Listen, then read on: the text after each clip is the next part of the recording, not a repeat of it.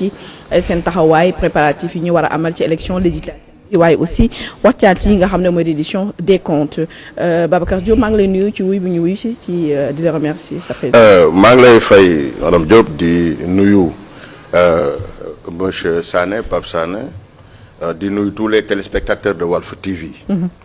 di nuyu mes camarades de la plateforme Taxawu Sénégal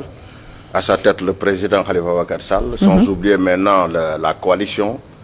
Sàmm Sa Kàddu bi nga xamante ne si moom la ñu àndal pour incha allah dem vers des élections législatives 2017. alors 2027 autant. 2024 autant pour moi. macha allah le 17 novembre moomu yóbbuwaale. incha allah di ñaan yàlla li ñu fiy waxtaan mu jariñ askan wi. incha allah alors Pape Sané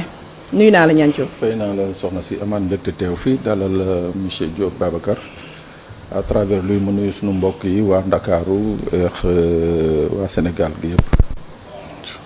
Babacar gis nañ ni c'est le temps des alliances taxaw jamono ji sàmm nañ seen coalition bu bees bi ñi nga xamante ne mi ngi regroupé ñi nga xam ne ñooy défendre sax l'essence de ATEL muy ñoom Bougane ñoom Babacar comment je dis Babacar Anta Babacar Ngom ak ki nga xamante ne mooy Pape Djibril Fall et des autres ànd sàmm sa kàddu ànd sàmm sa kàddu le nom de l'appellation même de cette coalition lan lay traduire ànd sàmm sa kàddu. Merci madame Diop moi je pense que ce qu'il faut préciser d'abord mooy que coalition boobu noonu dafay symboliser ce qu'on appelle la solidarité générationnelle donc tey gis nañ ci ay ndaw gis nañ ci mag mais gis nañ ci aussi ay jigéen sàmm sa kàddu nag je pense que valeur ancestrale la mu nekk loo xamante ne wax fa dëgg yàlla dañu dem ba nga xamante ne dañoo commencé bàyyi suñu yoon ñun ndax suñuy maam seeni kàddu dafa doyoon ba soxlootul woon ay contrat wala soxlawul woon ay bible wala ay coran pour nga tënk leen ci ay kàddu ñu dem ba nga xamante ne tey jii nit ñi si lu ñu dugg génn si li nga xamante ne moo doon suñu force su démb commencé nekk suñu faiblesse mooy que nit ku nekk li la neex nga ciy duggee mais lu neex nga ciy génn ñu dem ba dañu ni sax la promesse électorale n'appartient que ce qui les croit. ànd sàmm sa kàddu amul lu muy sous-entendre. li muy sous-entendre boobu moom laa lay wax noonu mooy fas yéene engagement yi nga xamante ne moom la ñi nga xamante ne di dagaanu baatu askan wi di jël ñu fas yéene ko respecter bu ñu eggee au niveau de l'hémicycle mooy les engagements que nous prenons à l'endroit maintenant du peuple bu ñu eggee ñu mën ko respecter à la lettre moom mooy sàmm sa kàddu sàmm sa kàddu nag mën nga ko jëlee ci fànn bu nekk mais li ci am solo dëggantaan mooy nit ku nekk engagement yi nga xam moom ngay jël ak askan wi muy tey muy suba dañ ko war a respecter ndax nit niñ lay téye sa kàddu niñ lay téye mooy sa kàddu dañ leen a gor boo ko bëggee xam dëggantaan waxu démbam day méngoog waxu ëllëgam. Et je pense que c'est dans ce sens que nous avons pris maintenant la responsabilité de choisir ce nom muy sàmm sa kàddu. alors est-ce que du gâchis Khalifa Sall nga xam ne membre fondateur Yewwi Askan Wi gis nañ ci ki nga xam ne mooy Déthié Fall sàmm fekk si ne ci seen coalition est-ce que doon woon nekk lu gën a yoon wala lu gën a cohérent ngeen demaat Yewwi Askan jëlaat la fa des gën a dëggal seen coalition à part kii di Déthié Fall gis ñu fa keneen koo xam ne ñoo bokkoon ca Yewwi Askan Wi. xam nga Yewwi Askan Wi li si amoon solo dëggantaan mooy nañu dellu lan moo ñu si génne woon c'est la pensée unique dañu gëmoon ne ñun dañu am xalaat dañu gëmoon ne li nga xamante ne moom la ñu waxante woon muy coalition la coalition nag coalition de partis politiques la chaque parti politique est libre et autonome donc bu ñu ñëwee ñu ne ñu nii la ñu war a xoolee ba tey jii mu tax ñu waxtaan. ñun ñu dem aujourd'hui dem tontu ji li nga xamante ne moo doon la main tendue du président Macky Sall le président sortant ñu génne ñu ci loolu tey bu ñu demee ba nga xamante ne àdduna dox na ba ñi nga xamante ne li ñu daaxee woon tey jii ñoom ci loolu lañ nekk parce que ce qui s'est passé récemment il faut le préciser mooy la convocation du PM Ousmane Sonko mooy que ceux qui ne sont pas en mesure d'accepter la liste maintenant de Pastef ils n'ont qu'à partir. donc loolu dafay delloo si waat maintenant la pensée unique bi nga xam moom la ñu doon bañ tey moom la ñu gis foofu noonu. ñun li nga xamante ne ñun moom la ñu wax Yewwi Askan Wi c'était pas l'objectif ndax bu dee Yewwi Askan Wi c'était pas Déthié Fall kese Déthié Fall mu ngi fa woon noonu mais autant aussi tamit le PUR mu ngi fa woon mais li am solo dëggantaan c'était pas l'objectif aujourd'hui de récupérer nu mu tuddati Pastef de récupérer autant pour moi Yewwi Askan Wi l'objectif c'était de voir quels sont les voies et moyens dañu war a def. pour ànd ak ñi nga xamante ne ñun ak ñoom ñoo bokk xalaat ñun ak ñoom ñoo bokk jëmukaay ñun ak ñoom ñoo bokk les mêmes objectifs ndax dañu jàpp ne toujours je me réfère sur des propos du PM que képp koo xamante ne da ngay dem di daggaani baatu askan wi. ba jël vraiment la magistrature suprême. waratoo am maintenant deuxième pouvoir bi mooy les parlementaires. donc si nous voulons aujourd'hui équilibrer les pouvoirs si nous voulons aujourd'hui installer une vraie démocratie mooy que dañoo war a góorgóorlu dem maintenant vers la majorité plurielle la majorité plurielle nag moom mooy le pouvoir actuel ne doit pas avoir une majorité absolue ndax ay nit lañu te jàpp nañ ne bu ñu leen joxee lépp suba dinañ amaat lu ñu metti parce que li fi demoon en 1960 ba léegi képp ku fi mës a jàll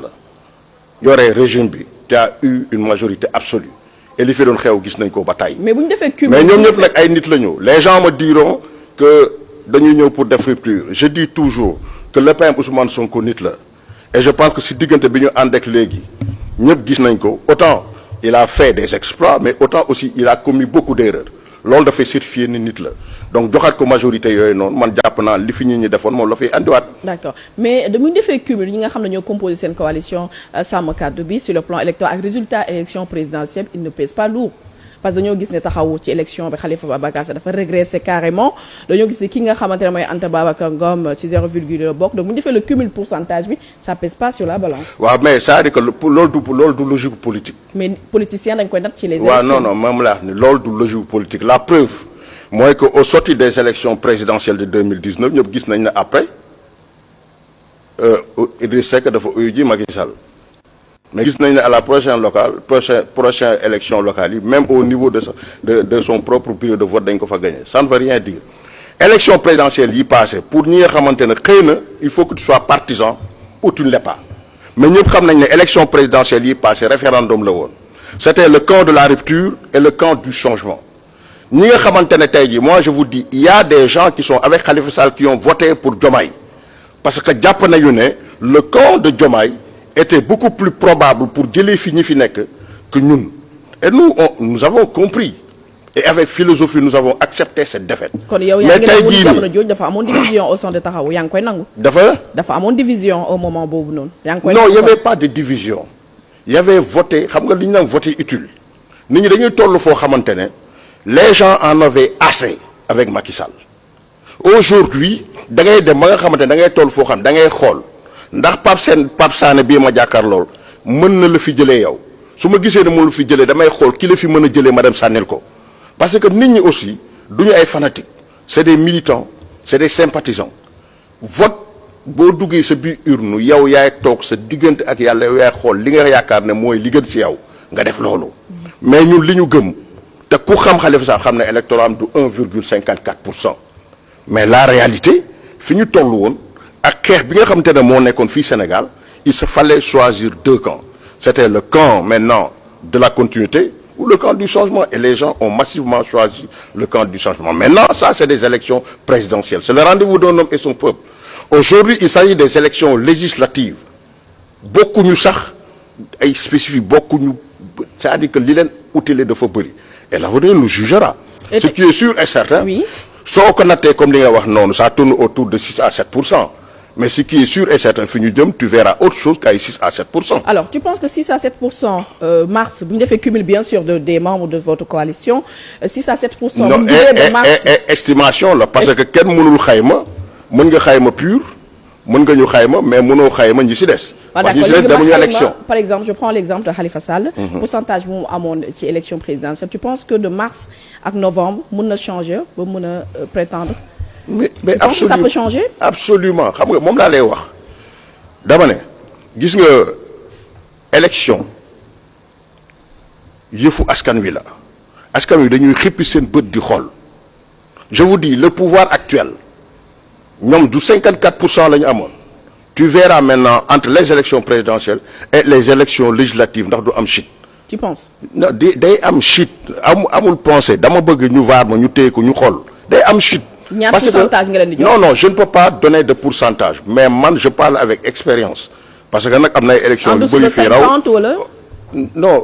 je vais pas ma nekk fi du premier mais dama ne dina am chute parce que réalité élection yi ñoo dul benn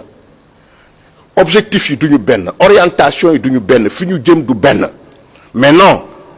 li nga xamante ne déjà boo jëlee le camp de Benno Bokk Yaakaar aujourd'hui Benno Bokk Yaakaar waa APR dem nañu waa kër Amadou Ba yi dem nañu donc ñëpp ñoo xamoon defoon nañ vote sanction même bu dee voté woon nañu Diomaye cette fois-ci ils vont voter pour Macky Sall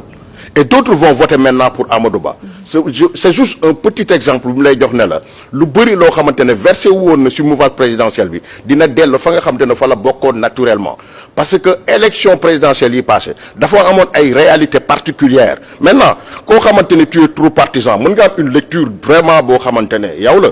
mais koo xam da ngay def lecture sans partisan wax fa dëgg yàlla di nga xamante ne élection yi ñu jëm ak élection présidentielle yi am na lu leen wutale. d'accord mën nañu xaar retrouvailles Khalifa Ababacar Sall mu am soutien wu parti socialiste gis nañu jamono ji parti socialiste ki nga